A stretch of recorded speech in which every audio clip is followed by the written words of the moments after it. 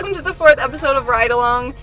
Today's episode is going to be super awesome because it's with my friend Stacey, and this is really weird for me because I'm not going to be driving today, because whenever me and Stacey drive, she drives. I drive.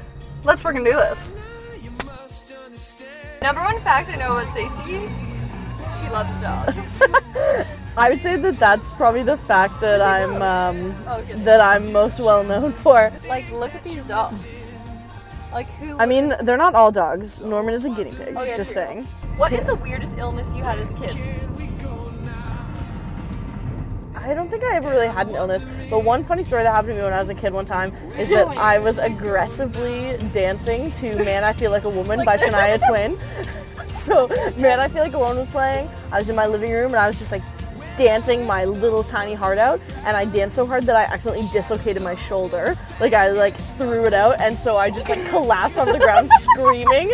I was like, I think like 5 years old or something, and my parents were like, "What the fuck is wrong?" And they had to like take me to the hospital. And Are you sure this didn't happen like last week? It's like a home video. I am so delighted that there is not a home video of this, but there is a home video. I wish I could get my hands on it, of my 3rd birthday party, and I had this like weird speech impediment, and I like couldn't say things properly, and I opened a gift, and I opened a gift, and it was a Lion King puzzle. And so there's just like this video of like me as a 3-year-old, and it was the 90s, but I still wore glasses, so I was like wearing huge glasses that are like this big, and I just like open up this gift and I'm like, it's a Lion King puzzle! I think this is my favorite one. The funniest thing that we have in common is that both of our first Hotmail email addresses were like Tigger related. Yes. So, what was yours? Mine was TiggerGirl13. And mine was Tiggerific 1992. If you need to know one thing about me, and one thing about Stacey, To my love, we love Fleetwood Mac, and we love this song. climbed a mountain and I turned around, and I saw my reflection in snow-covered hills till the landslide brought me down.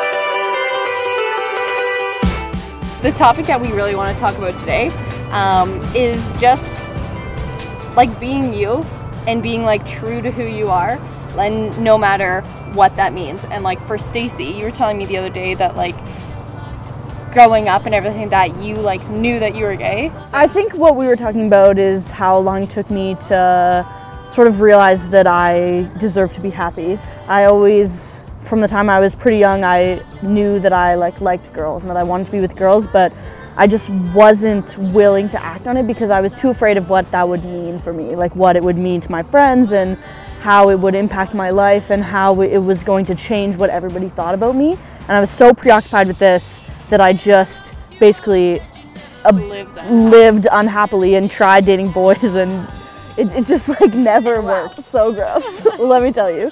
I don't know, but then after years and years of just like, I guess, pretending that it was fine and that I was happy and that I liked this boy or that boy or whatever, I met this girl, and it's not like a love story or anything because we're just friends, but I met this girl who was so similar to me in so many ways. We had all the same interests, and she dressed the same way as me, and we had everything in common apart from the fact that she was really happy and I just like wasn't very happy.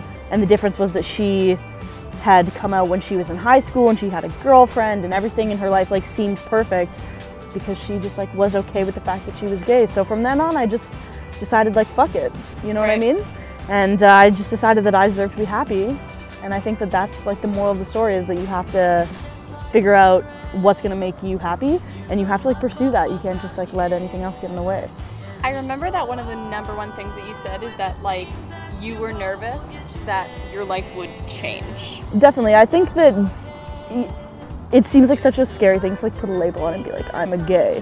You know what I mean? Like, And so you think that all of a sudden that's gonna be like the only thing that defines you, that you go from being like yourself to being like a gay. Yeah. But instead, that is who, like, a part of you. yeah, I don't know. Like a label. Yeah, my experience was like really good. Like nothing really changed in my life apart from the fact that I like started dating girls and was like, wow, this is way better.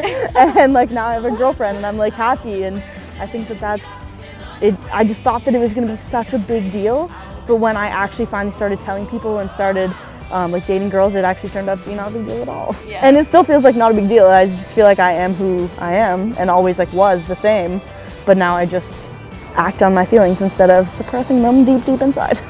Because that's not healthy. Definitely not healthy. What is your like biggest advice for someone who's kind of struggling through the fact of like their own personal identity and talking to their family and things like that?